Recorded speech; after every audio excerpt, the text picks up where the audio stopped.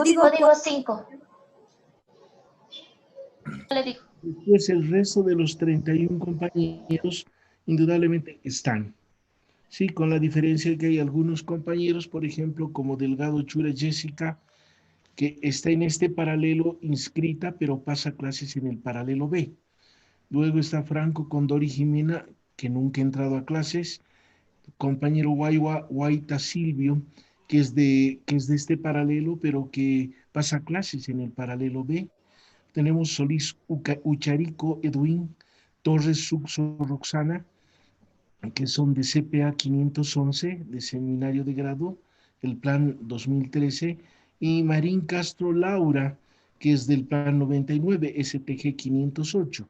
Son los alumnos que están inscritos y que no ingresaron, que no ingresaron a la materia o a las clases, pero sí están inscritos en la misma. ¿Ok? Entonces, con esa salvedad, de todas maneras, ya saben que los 31 compañeros, exceptuando Villarroel Cárdenas, no forman parte de este paralelo. ¿Estamos?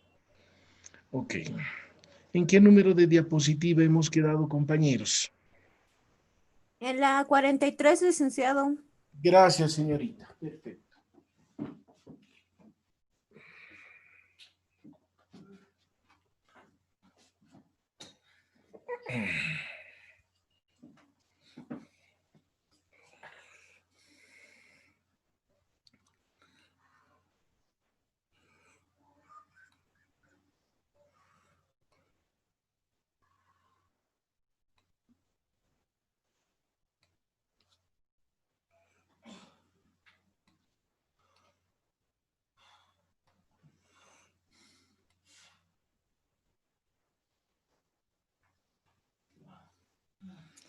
En la 43, perfecto.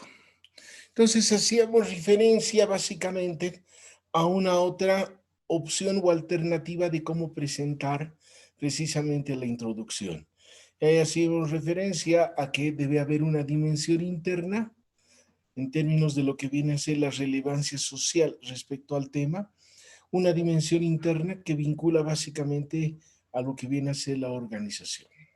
¿Sí? Les voy a pedir algo que me olvidaba, compañeros. Y al paralelo A, compañeros, yo ya no les voy a enviar diapositivas, porque está ocurriendo algo muy interesante. Entra una determinada cantidad al curso, a la materia, que obviamente no entran todos, ¿sí?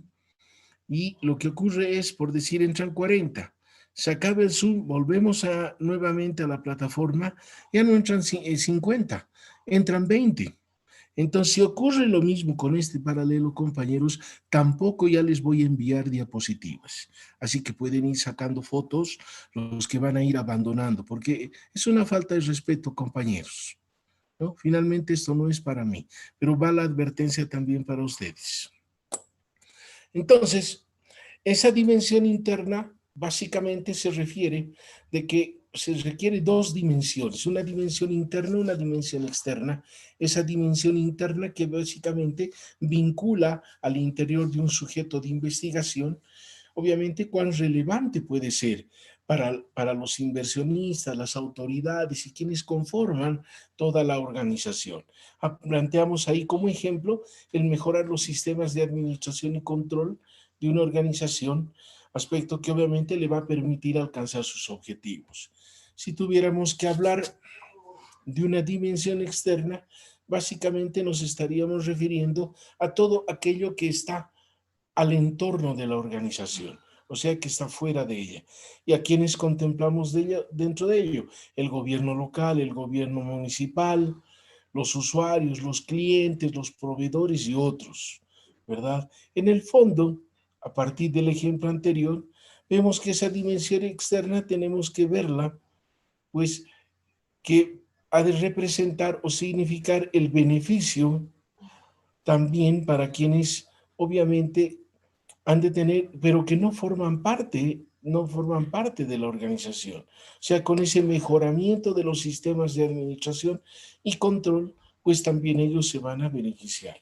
Luego tenemos el aporte científico, ¿sí? Tenemos que saber que en el área de contaduría pública, el aporte científico es más práctico que teórico, ¿sí? Por la naturaleza misma de la carrera.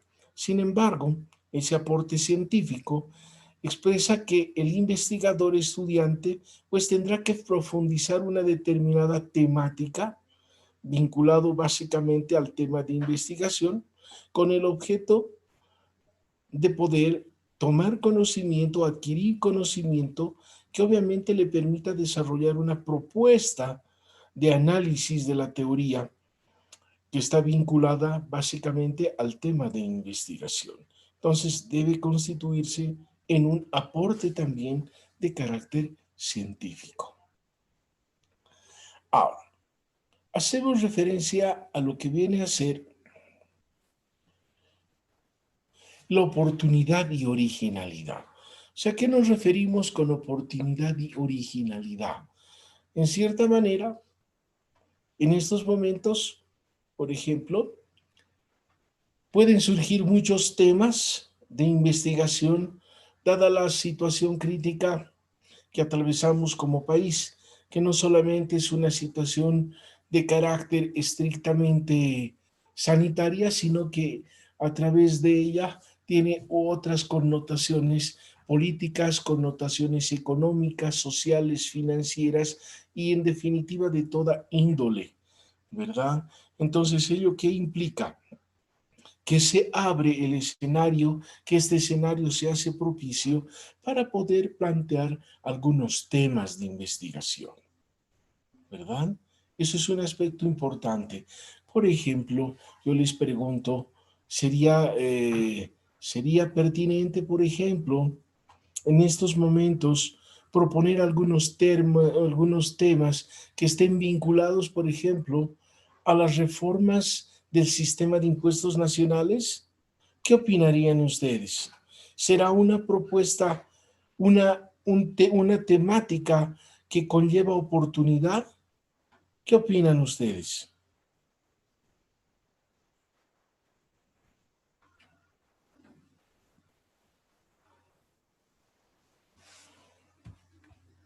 ¿Me escuchan, compañeros? Sí, licenciado. Dice, la escuchamos. ¿Qué opinan, compañeros? ¿Será propicio, será oportuno tratar este tema o no será propicio? Tal vez por la situación actual no sería propicio, licenciado. ¿Por qué no sería propicio, señorita? Bueno,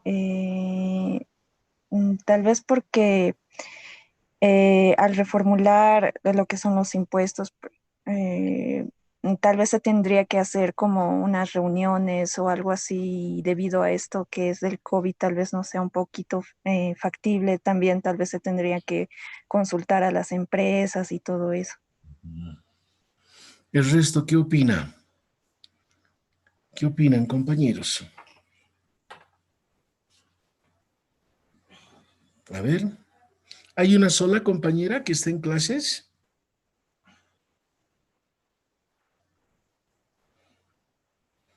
A ver, ¿qué opina el compañero Raúl Paucara Mamani? ¿Qué opina? ¿Está Raúl Paucara? Es Pacara, licenciado. Sí, estoy. Ah, perdón, Pacara. ¿Cuál es su opinión, compañero? Mm,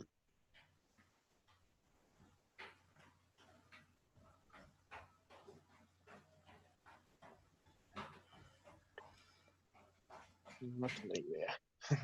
¿Qué opina, compañero? Es que usted no está en la clase.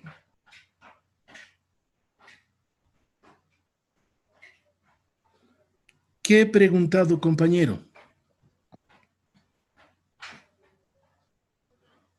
Compañero Raúl Pacara, ¿qué he preguntado? Disculpe, estaba un poquito acá haciendo algunas cositas. Ahora me he acoplado Compañero, recién. compañero, lo voy a sacar de la lista. Ya está de buen tamaño que solamente digan, se inscriban que han entrado a la plataforma y después se borran.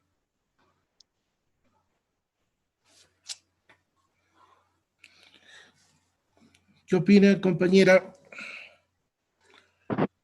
Ramos Sirpa? Compañera Stephanie Ramos Sirpa. ¿Qué opina, compañera? Sí,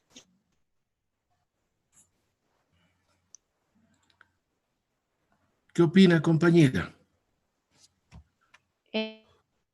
Con la compañera, con lo que opinaba, yo creo que no es factible que estamos atravesando. ¿Está de acuerdo con la compañera o no está de acuerdo?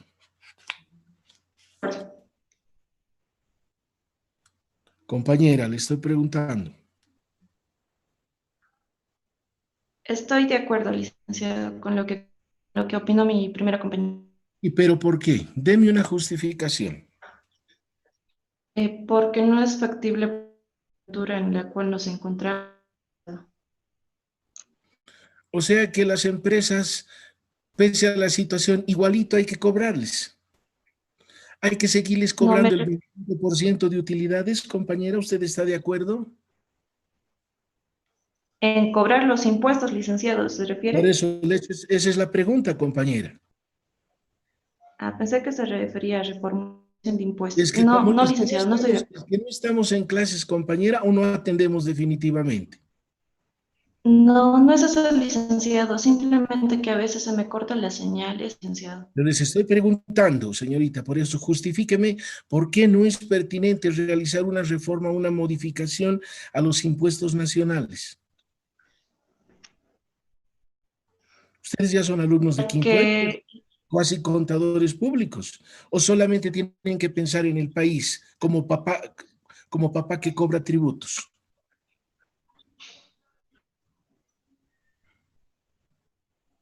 O sea que las empresas, igualito hay que cobrarles. O sea, la situación que están atravesando las empresas de la misma manera, sí, igualito, hay que seguirles cobrando. ¿Y de dónde sale pues la plata, niña?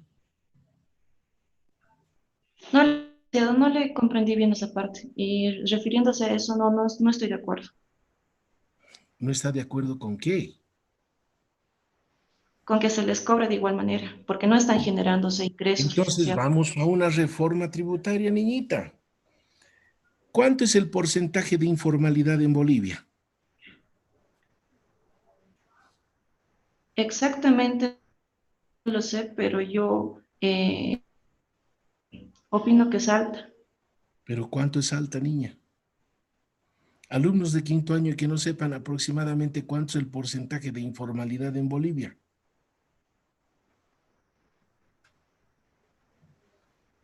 Compañera Jayasa Castro, Jacqueline, ¿cuánto es el porcentaje de informalidad en Bolivia?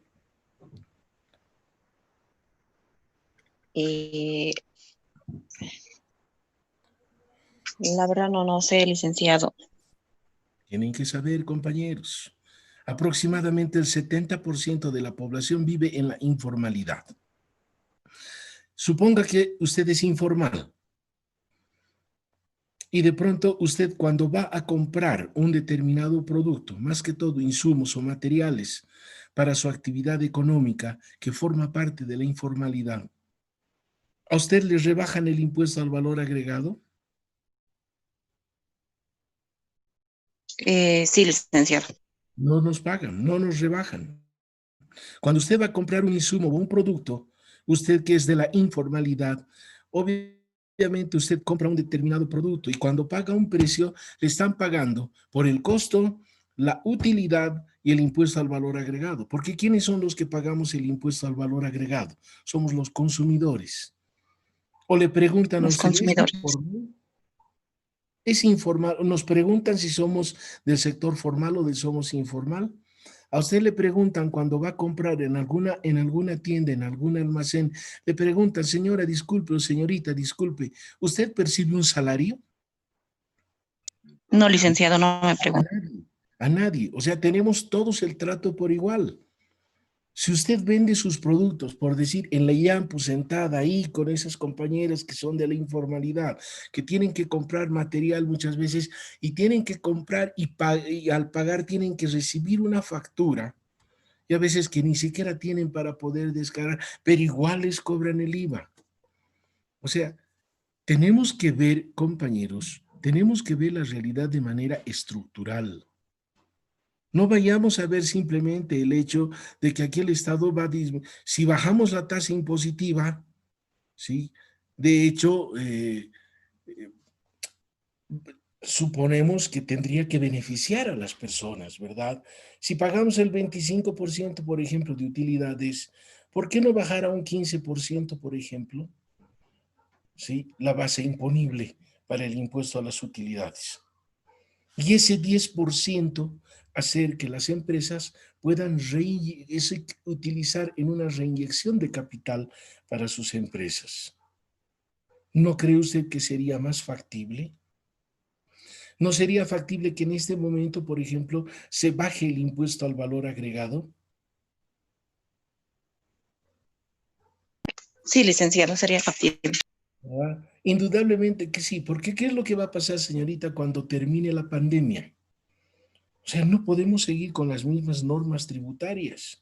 Antes de la pandemia, pues todo el mundo ya andaba molesto con impuestos nacionales, con el sistema de impuestos nacionales.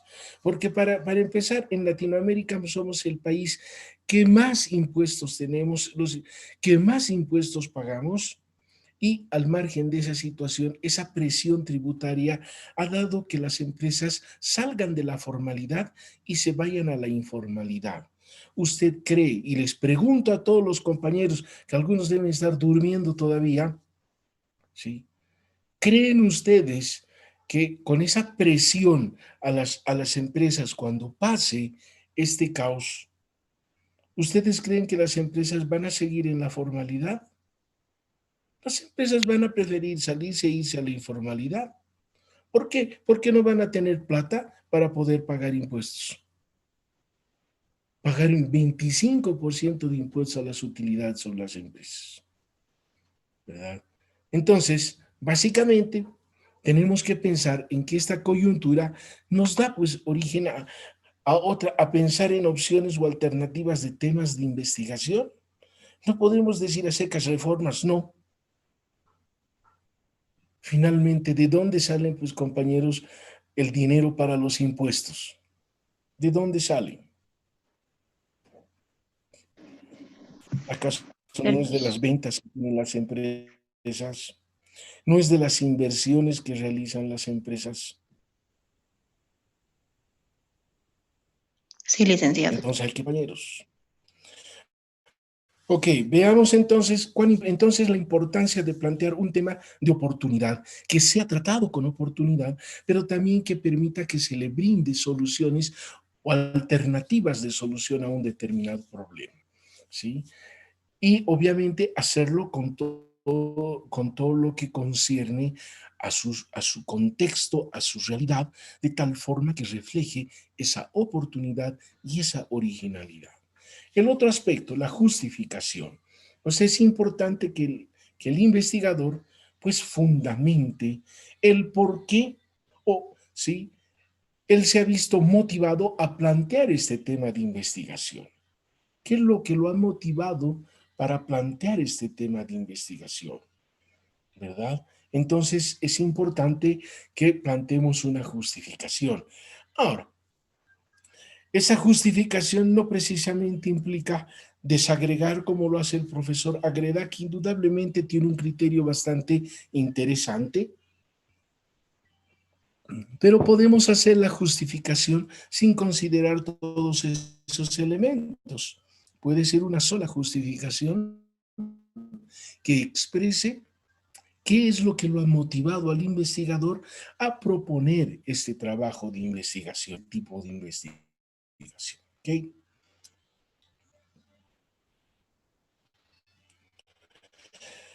Bueno, finalmente tenemos que la introducción, al margen de los elementos que hemos planteado, ¿sí?, debemos hacer conocer los posibles resultados que se esperan obtener con el desarrollo de la tesis de grado.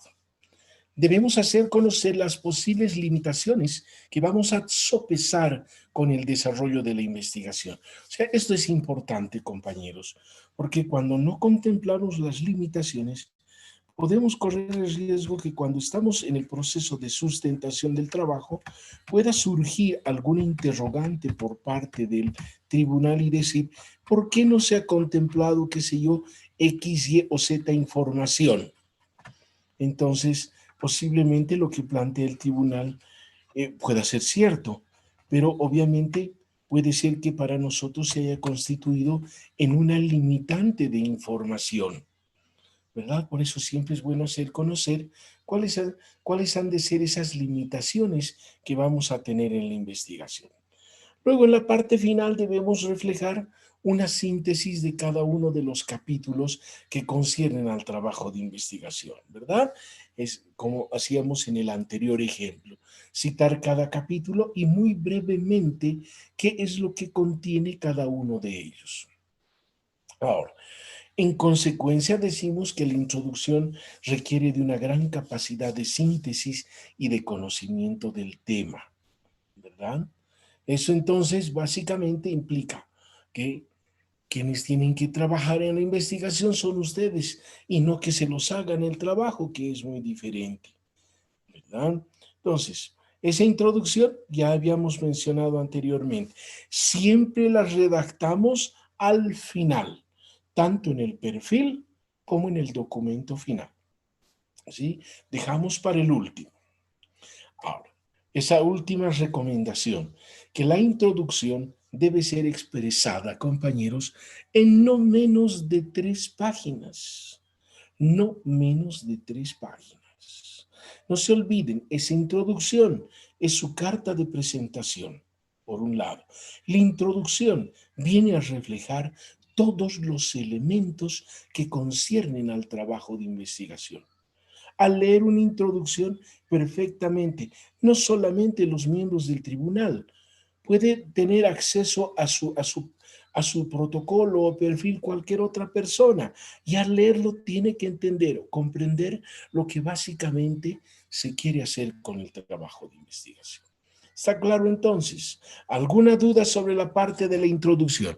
Ya saben, tenemos 2 modelos por los cuales podemos optar para la construcción de la introducción. ¿Está claro? Sí, licenciado. Muy bien, señor. Sí, licenciado. Perfecto. Una duda. A sus órdenes. Eso me gusta que pregunte. A sus órdenes. Decía que la introducción tenía que ser 3 páginas. ¿Y pueden ser arriba de 3 páginas? ¿O es un dato, digamos, exacto, 3 páginas? No. Ahí decimos la introducción debe ser expresada en no menos de 3 páginas. No menos. ¿Sí? No estoy diciendo más de 3 páginas, no menos. O sea, puede ser hasta 3 páginas. Pero cuando yo digo, ¿sí? Cuando yo digo, sí, no menos de 3 páginas, ¿sí? No pueden ser menos de 3 páginas. No puede usted dar 2 hojas, una hoja, porque no se olvide que la introducción viene a ser normalmente interlineado, 1.5. Y si nosotros tomáramos el sencillo en la redacción, estaríamos hablando prácticamente de página y media de introducción, ¿verdad? Página y media de introducción en cierta manera es la que hacemos, ¿sí? Ahora, indudablemente pareciera bastante ampuloso el tema de trabajar 3 hojas, pero 3 hojas en cierta manera me parece una buena cantidad. Ahora, no hay una regla específica, niñita. No hay. Le mentiría. Pero ello no quiere decir de que hagamos la introducción en un párrafo de 10 líneas. Posiblemente esa introducción podamos construirla, ¿sí? Ya, en el peor de los casos, en 2 páginas, ¿sí? Pero no mostrar media página, ¿verdad? Porque hay varios elementos, como ustedes ya han visto, que debe contemplar la introducción. ¿Está claro? Simplemente ahí pongo como ejemplo, porque normalmente cuando hablamos de una tesis de grado, compañeros, ¿sí? Una tesis de grado siempre implica un mayor grado de profundidad de investigación. Entonces siempre hay mayores elementos que podemos considerarlos dentro del perfil de una tesis de grado. ¿Sí? No sé si me dejo entender. Sí, licenciado, quedó muy claro. Gracias. Claro, porque ningún Licenciado, libro... una consulta. Dígame, niñita. Licenciado, eso digamos, si voy a hacer una tesis de grado y voy a hacer la introducción, ¿en la introducción es convenientemente hacerlo al comienzo de la tesis o al final de la tesis de grado? Porque al hacer al final no se tendría los resultados y para ver, digamos, cómo hacer la introducción. A ver, en el perfil hay una introducción, ¿verdad? Y habíamos dicho que cuando trabajamos toda la estructura del perfil, porque obviamente, ¿verdad? No nos sentamos y empezamos a escribir, ¿verdad? Primero partimos del marco teórico, hacemos el diagnóstico, ese diagnóstico que es un análisis del problema, hemos visto los síntomas, los efectos, el pronóstico, hemos agarrado un marco teórico, hemos establecido el problema, los objetivos, hemos identificado cuáles son las variables, ¿verdad? Nuestra estructura, nuestro cronograma. Cuando hemos armado eso, recién armamos al último la introducción. Podemos trabajar con el capítulo 2, diseño metodológico, donde ya vamos a contemplar los métodos, el tipo de investigación, el tipos de técnicas o procedimientos que vamos a utilizar para la recopilación de información y demás. Cuando ya tenemos todo eso preparado, recién al último elaboramos la introducción. ¿Por qué? Porque corremos el riesgo de dejar algún cabo suelto, algún elemento suelto que sea importante. Entonces, es como de pronto, cuando preparamos nosotros la masa, qué sé yo, la harina, el agua, la levadura, mezclamos bien,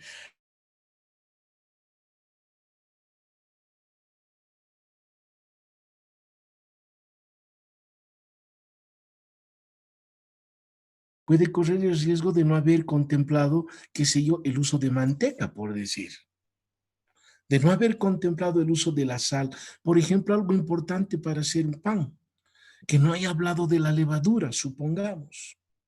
Por eso siempre dejamos para el final la introducción. Ahora, en el documento final, cuando concluimos la tesis, esta introducción del perfil también llega a formar parte del documento final, pero posiblemente tengamos que aditamentar algunos otros elementos dentro de la introducción. Por eso también lo dejamos para el final, esa introducción. Puede que siga siendo la misma, o en su caso tengamos que incorporar algunos otros elementos complementarios, ¿sí? Porque definitivamente no sabemos en un 100% cómo se va a desarrollar la investigación. El perfil o el plan de investigación solamente nos muestra la intención de lo que queremos hacer. Pero ya otra cosa es cuando ya nos proponemos a desarrollar el trabajo de investigación. No sé si está clara la situación, señorita. Sí, licenciado, muchas gracias por la aclaración. No tiene por qué, niñita. ¿Alguna otra pregunta, por favor? Bueno. Ahí cerramos la parte que concierne a la introducción y vamos a entrar a ver ahora básicamente el diseño metodológico. Nuestro capítulo número 2, nuestro diseño metodológico. Y habíamos visto que ese nuestro diseño metodológico parte de lo que es básicamente el problema, ¿verdad? Entonces, ese planteamiento del problema para nosotros es fundamental. Pero antes de entrar al planteamiento del problema, tenemos un poquito analizar y pongámonos en contexto acerca de lo que básicamente es ese problema. Sabemos que en el marco de la etimología de la palabra, ¿sí? Problema implica una dificultad, una ausencia, una falencia de algo. O sea, hay algún vacío que requiere ser resuelto, ¿verdad? Ahora, problemas siempre van a existir, ¿verdad? Ustedes atraviesan por algún problema. Yo también atravieso por algún problema. Puede ser un problema económico, puede ser algún problema familiar, puede ser de cualquier índole. Pero en el cotidiano vivir siempre sopesamos con algún problema. Y obviamente, ¿qué pasa cuando no solucionamos un problema? En este momento de esta coyuntura que estamos atravesando, ¿todos vivimos tranquilos, compañeros? No dice. Nadie, porque lamentablemente ya esta situación pareciera que ya se ha salido de contexto, pareciera que ya fuera algo incontrolable, pareciera que estuviésemos en un naufragio colectivo donde nadie nos da por lo menos un atisbo de solución. Y eso obviamente que agudiza, ¿sí?, nuestra aflicción, porque no sabemos qué va a pasar. Ustedes o yo mañana podemos salir y Dios no quiera nos podemos contagiar. O sea, en este momento es como dicen, ¿no? Sálvese quien pueda. Entonces, hay un tema de aflicción. ¿Cuál será la solución? Algunos dicen el dióxido de cloro, posiblemente. Hay expertos que avalan esa situación. Algunos dicen, no, tiene que haber la vacuna, es la única solución. ¿O será como lo que propone el de la Central Obrera Boliviana, la solución? Salir a las marchas. ¿Verdad? Entonces, son situaciones que indudablemente, en este caso de problema que mencionamos, pues nos muestra un grado alto de complejidad. O sea, este es un tema, compañeros, que ni ustedes ni yo podemos solucionarlo. Porque en primer lugar no somos ni siquiera del área. Podemos tal vez sacar un poco nuestra cabeza ahí para poder plantear o proponer algunas alternativas de solución, por ejemplo, en lo que respecta a política fiscal, el aspecto de tributos, el cómo se debe distribuir, por ejemplo, los tributos.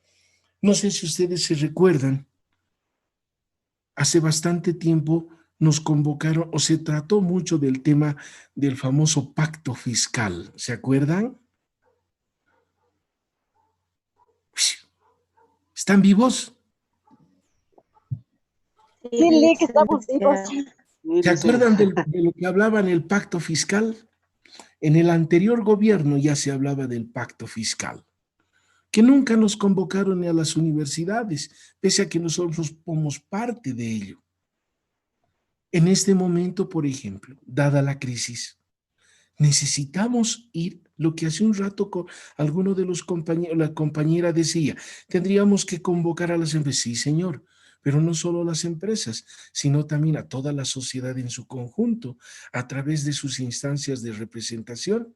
Para eso hay organizaciones sociales, y las organizaciones sociales no solamente son las que han conformado la gente de Evo Morales, los ponchos rojos, ponchos amarillos, ponchos verdes, sino toda la sociedad organizada.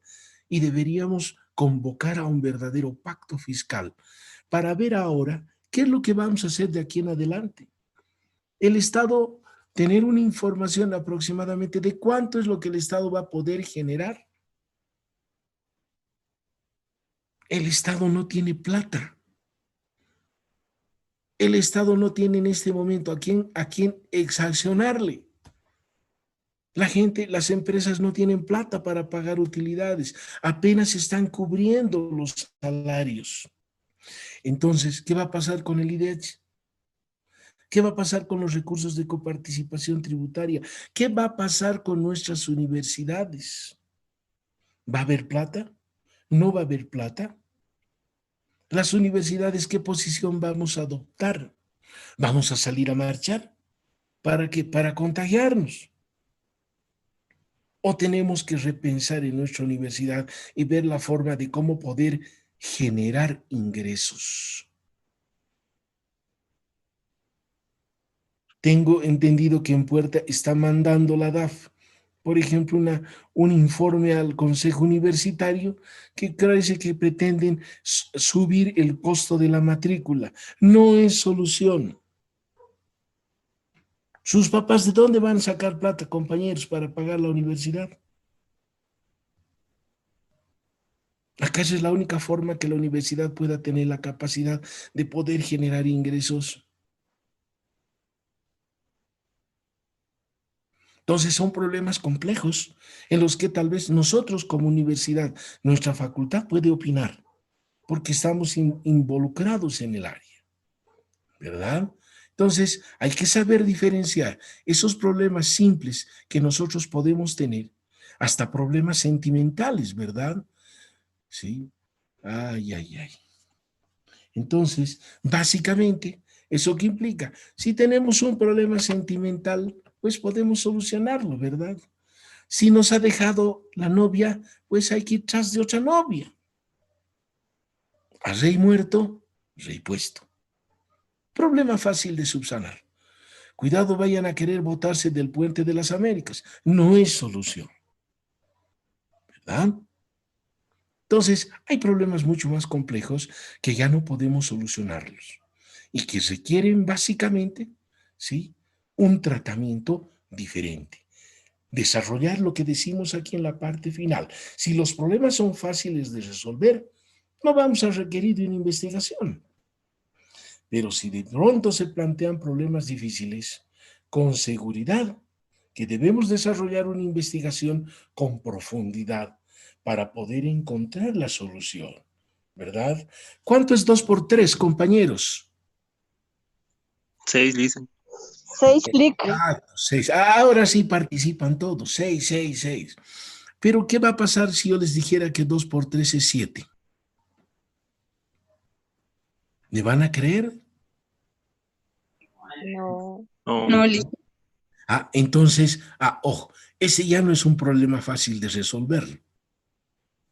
Habrá que investigar por qué 2 por 3 es 7, ¿verdad? Ahí hay un grado ya de complejidad, ¿verdad? Entonces, tenemos problemas sencillos, tenemos problemas complejos. Veamos entonces ahora qué es un problema de investigación. Entonces, de manera general, un problema de investigación, ya sabemos que es una dificultad. Un hecho no resuelto que requiere de una solución práctica o teórica, social o individual. ¿Qué nos dice, por ejemplo, el profesor Tafur? Dice, todo problema de investigación constituye una dificultad. Ok.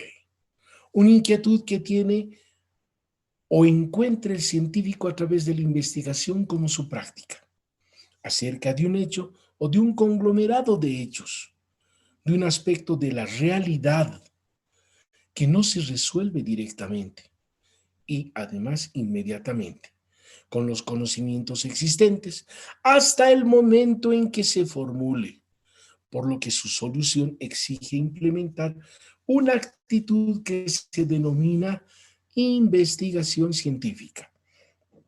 Ahora, veamos las formas de cómo identificar a un problema de investigación, ¿verdad? Y ahí decimos, se identifica un problema de investigación como una necesidad que debe ser satisfecha, ¿verdad? Una necesidad que debe ser satisfecha.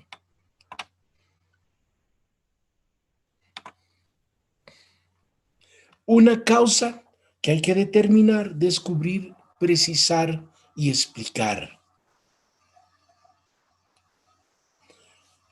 Una relación entre fenómenos. Una dificultad que debe ser superada, identificada, explicada, para que obviamente posteriormente esta pueda ser eliminada o neutralizada. Un fenómeno determinado que se considera importante y vigente, donde se puede ver sus efectos, sus relaciones, o valores. Y finalmente la determinación de las propiedades de un fenómeno, una actividad o un conjunto de personas con el propósito de describirla, de poder definirla y también analizarla. Ahora, pareciera, como no tenemos mucha experiencia en el tema de investigación, compañeros, y básicamente en lo que concierne a la identificación de problemas, de pronto lo vemos tan difícil, es como más o menos como si de pronto estuviéramos queriendo ir a una expedición al África qué sé yo, para ir a, qué sé yo, a buscar el problema. Y es tan grande el lugar donde vamos a ir que no sabemos de dónde empezar. Y básicamente, cuando nosotros queremos encontrar problemas, debemos recurrir a algunas fuentes. Por eso acá hacemos referencia a los tipos de fuentes a los cuales podemos recurrir, precisamente para poder encontrar problemas de investigación. Y ahí mencionamos básicamente que esas fuentes son la realidad, las investigaciones que se han realizado anteriormente, los cursos, los talleres, las conferencias, los seminarios, donde normalmente asisten también ustedes, ¿verdad? Entonces, esos se constituyen básicamente en fuentes de investigación. Veamos básicamente lo que son estas fuentes. Ahí está esa primera fuente, la realidad, ¿verdad? Hace rato cuando hablábamos, por ejemplo, del problema tributario, por ejemplo, alguna compañía dice, no, no se puede hacer reformas. Ya en el otro paralelo hice la misma pregunta. Algunos también me respondieron de la misma forma. Compañeros, algo importante y algo fundamental. Ustedes que ya van a ser profesionales. Cuando uno analiza la realidad,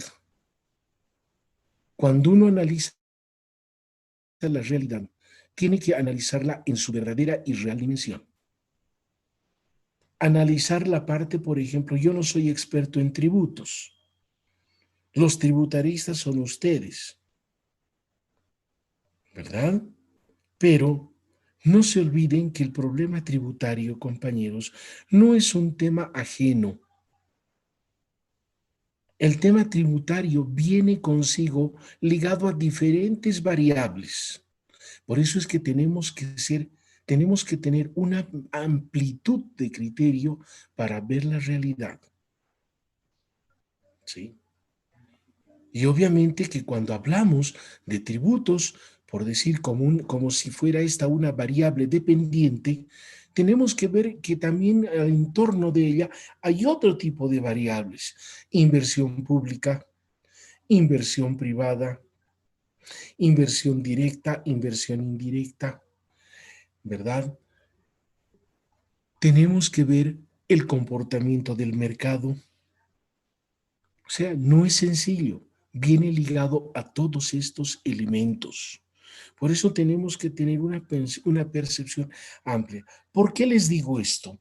Porque de pronto, cuando vayamos viendo un poco más adelante, ¿qué es lo que normalmente hacemos? Nos planteamos problemas de investigación de algo que realmente, pues, es demasiado grande.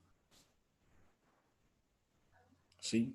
Es como de pronto en estos momentos, yo les digo, alguno de ustedes me plantease, por ejemplo, el tema como un problema de investigación, como un objetivo, supongamos cuando veamos objetivos, ahí vamos a ver, ¿sí? El plantearnos el diseño de un sistema, estamos hablando de un sistema, el diseño de un sistema contable, supongamos para una empresa grande. ¿Se imaginan de la dimensión que estamos hablando de elaborar de un diseño de un sistema contable? ¿Alguno de ustedes es experto en sistemas contables? Algunos plantean, por ejemplo, ¿sí?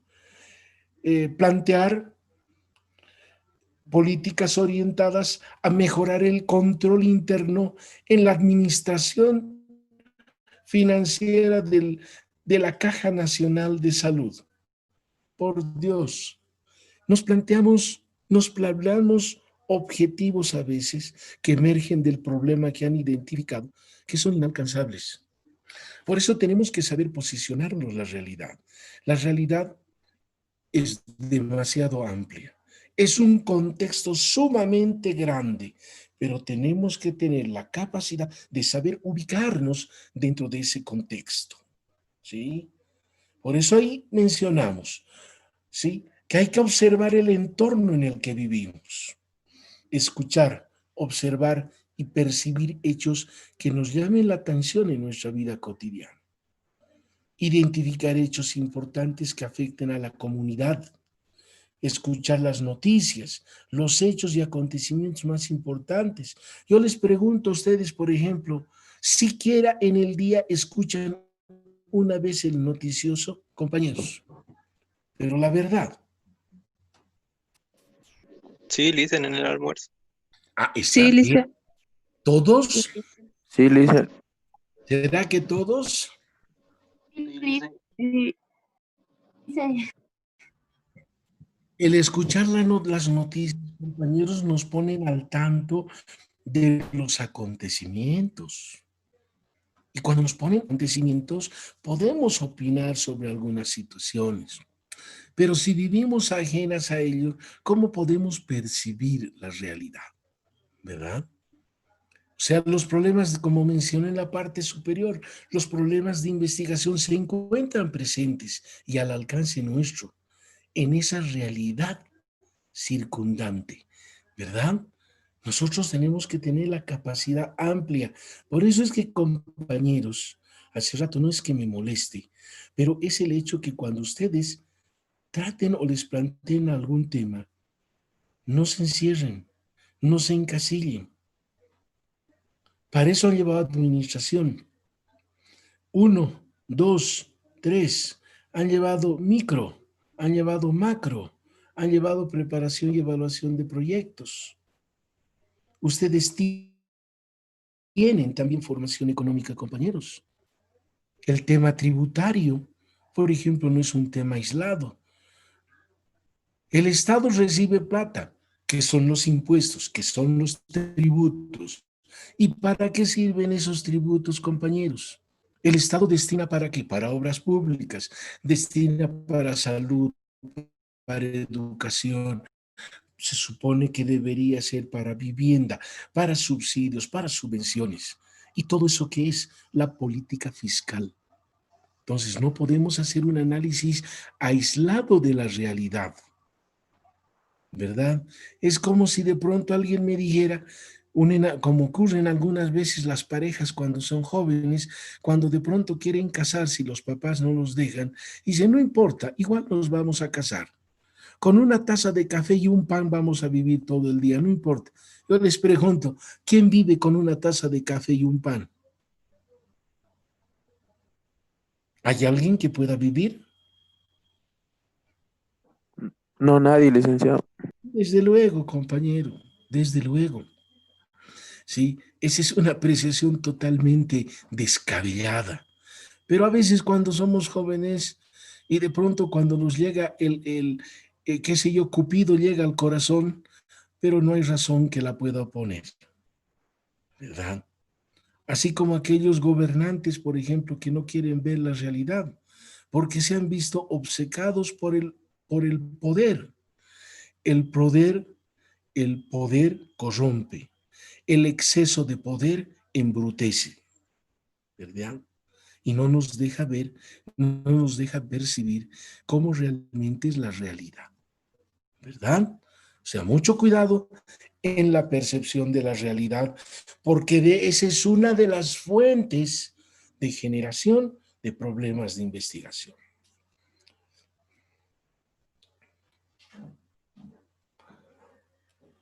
Luego tenemos las investigaciones realizadas. Alguna vez escucho a los compañeros licenciados, no quiero hacer examen de grado, pero quisiera hacer, no sé, proyecto de grado, trabajo dirigido. ¿Qué me aconseja? Por ejemplo, lo menos propicio es que recurran al docente, aunque ustedes no crean. Los que tienen que ustedes plantearse es obviamente tener esa capacidad de, a partir de esa realidad y en función de lo que a ustedes les gusta hacer, porque finalmente ustedes llevan todas las materias o todo lo que viene a ser su pensum de materias, pero a algunos de ustedes siempre les gusta alguna materia en especial.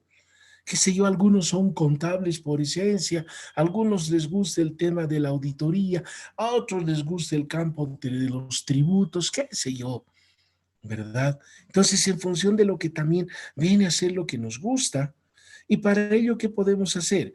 No solamente entren a la biblioteca de nuestra carrera, Vayan a la biblioteca de economía, vayan a la biblioteca de administración, préstense documentos, empiecen a leerlos con toda seguridad que ahí también, a partir de la lectura de esos documentos, van a encontrar vacíos. Y sí, acá, por ejemplo, yo puedo plantear solución a esto, ¿verdad? Puede ser de que una persona ha planteado qué sé yo, un proyecto de grado o un trabajo dirigido en el área de economía, pero de pronto que por decir, ustedes pueden decir, pero esto puede dar lugar también a este otro tema. Y obviamente plantearlo ustedes desde su óptica de su formación como contadores públicos. O sea, compañeros, es cuestión de ir, escudriñar, encontrar, analizar e interpretar. Y con seguridad que van a poder encontrar ustedes temas de investigación, particularmente en estos vacíos que obviamente van a surgir a partir de esas revisiones. Luego tenemos lo que son los cursos, talleres, seminarios y conferencias. Lo que les mencionaba, o sea, con frecuencia, ahora particularmente que estamos en esta época de pandemia, pues hay un sinfín de cursos que voy viendo. Algunos yo en función de tiempo entro también a escudriñarlos, a escucharlos, porque también uno nunca deja de aprender. Y hay muchos cursos interesantes. Y obviamente ustedes también entran. Pero cuando termina normalmente un taller, o termina una conferencia, un seminario, normalmente siempre hay una ronda de preguntas sobre una determinada temática. Y obviamente que el expositor responde a las preguntas, pero a veces una respuesta puede dar lugar también a otras preguntas más. Y de pronto posiblemente el expositor, qué sé yo, también tiene limitaciones, o qué sé yo, empiezan de pronto a tocar algunos otros elementos que posiblemente no han sido abordados por el expositor. Ahí entonces ustedes se van dando cuenta, pero no han tocado este tema. Esto es algo interesante, va de la mano con lo que se ha tratado. Hoy yo puedo proponer un tema de investigación sobre esto.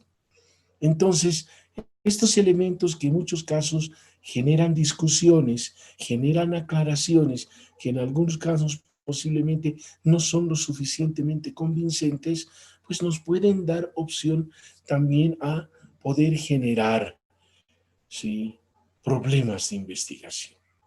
¿Está claro? Entonces, esas son nuestras fuentes, ¿sí? O sea, no es tanto como les decía de expedición al África.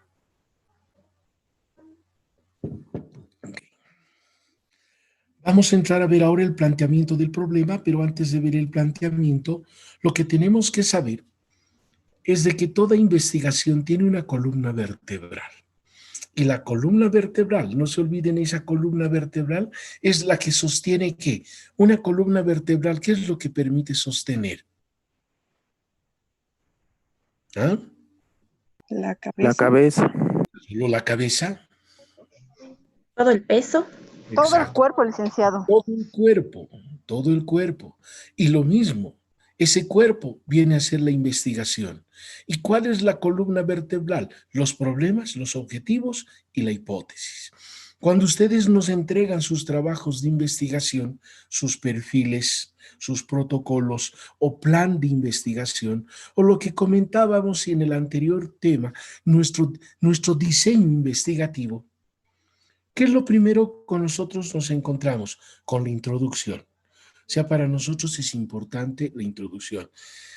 Si la introducción tiene errores, y tal vez ni errores, horrores, a veces se escribe en cajón con G.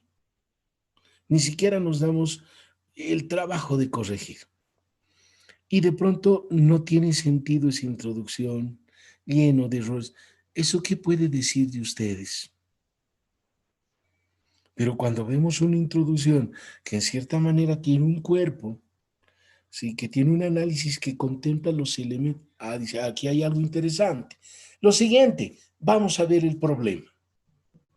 Vemos el problema, ok. Vamos a los objetivos.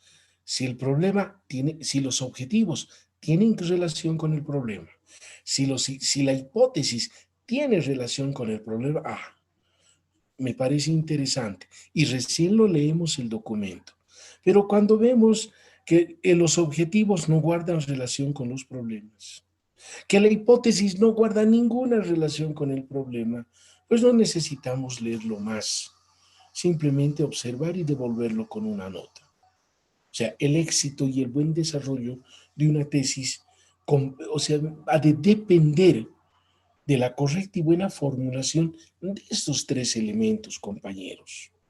¿Sí? Es fundamental que tenga una buena columna vertebral. ¿Ok? Entonces ahora entremos a ver, ya que hemos visto lo que es el problema en forma general, el problema de investigación, hemos visto cuáles son las fuentes a las que podemos recurrir y ahora vamos a entrar a ver lo que concierne básicamente y nos interesa al planteamiento, el planteamiento del problema. No nos olvidemos que la etapa inicial de toda investigación es la observación. A través de la observación, compañeros, es lo primero que nosotros utilizamos como un instrumento metodológico.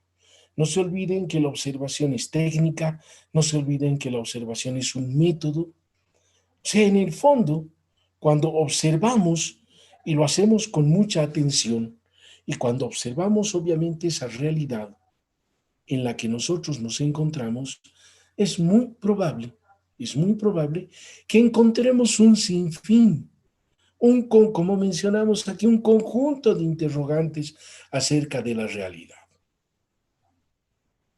¿Verdad?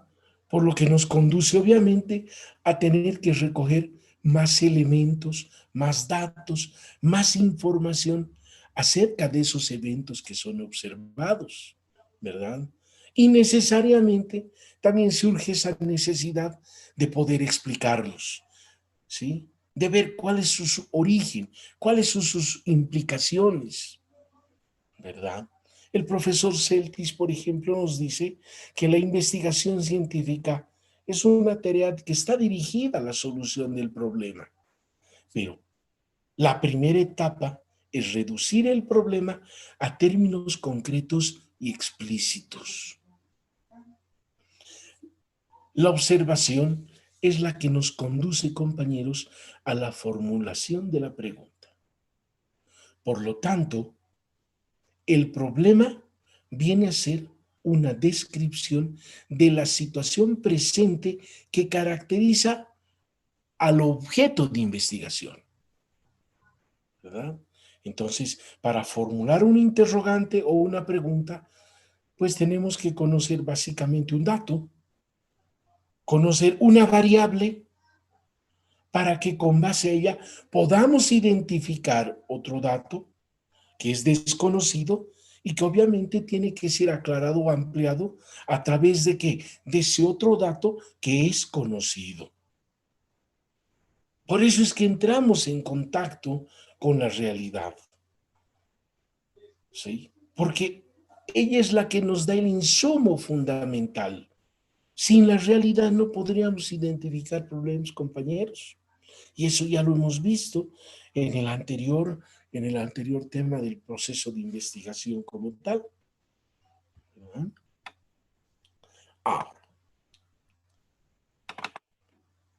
Ok. Tenemos nosotros que saber que cuando hablamos del planteamiento del problema, tenemos que saber que esta tiene elementos. Y básicamente tiene dos elementos importantes, que son la situación problemática y la formulación del problema. A veces cuando me llegan algunos trabajos, compañeros, yo veo alarmados. La vez pasada, por ejemplo, me llega un documento de la carrera de Economía, donde en Economía, bueno, es un poco diferente la modalidad del procedimiento, en cierta manera, de cómo se elaboran los perfiles. ¿Sí? Acá, por ejemplo, en la carrera nombran tribunales, los tribunales son los que revisan, luego devuelven. En Economía no. En Economía, aparte de tener un tribunal, hay un relator. El relator, en el fondo, es el que trabaja con el tutor en la elaboración del trabajo de investigación. Pero de pronto me llega ese trabajo y lo primero que me plantean en el primer capítulo, o sea, después de la introducción, en el capítulo número 2, delimitación de las variables. Yo digo, ¿cómo es delimitación de las variables? Si ni siquiera aquí el postulante me está planteando el problema y ya me está hablando de variables. Es como si alguien de pronto, perdón que ponga metafóricamente este ejemplo, es como si de pronto alguien primero quisiera colocarse, primero se coloque el calzado y después del calzado se quiera colocar el calcetín. No, pues, compañeros, ¿para qué entonces hablamos de que tiene que haber un orden lógico, sistemático? Ese orden lógico es fundamental. Y alguna vez les decía, no es una receta de cocina. Una receta, pues, de cocina, pues es otra cosa, ¿verdad? Entonces le pregunto al postulante, pero no, es que así me lo han aprobado en el Instituto de Investigación. O sea que no puedo hacer modificaciones, no, licenciado. Entonces le digo, entonces, ¿para qué me nombran relator? Si los del instituto definen que creen que es lo correcto, ¿para qué nos nombran? Si la opinión que voy a tener no ha de tener sentido, no ha de orientar correctamente a la investigación, ¿para qué me nombran? Entonces, ¿qué he hecho? Lo he representado, ¿verdad? Entonces, no es correcto. Y algunos otros trabajos que veo, directamente, planteamiento del problema, inciso ahí abajo, formulación del problema. Y los elementos del problema, y hemos visto, cuando veíamos al profesor Tamayo y Tamayo, que nos hacía referencia, ¿sí?, de los elementos del problema, ¿sí? Esa situación problemática, o que también se conoce como la situación problemática. Esa situación problemática o problemática viene a ser una descripción de cómo se encuentra en estos momentos el problema de investigación. Ni siquiera el problema, el objeto de investigación. ¿Qué es lo que es? Es como hacer un pequeño diagnóstico de la situación actual, cómo se está desarrollando el objeto de investigación. Y se supone que tendremos que hablar de los síntomas, o sea, los efectos que está generando, de las causas que han dado su origen, hablar de un pronóstico, hablar de un control del pronóstico, ¿sí? Y básicamente, esa situación problemática contempla estos elementos. Cuando hablamos de síntomas, nos estamos refiriendo a los efectos, nos estamos refiriendo a las consecuencias, que bien se constituyen en las variables dependientes y las causas en las variables independientes, ¿verdad? Entonces, ¿cuán importante es hacer referencia a los elementos del problema de investigación partiendo de la situación problemática? Cuando nosotros hemos hecho ese análisis de la situación problemática, recién estaremos en condición de poder formular el problema o la interrogante del problema, ¿sí?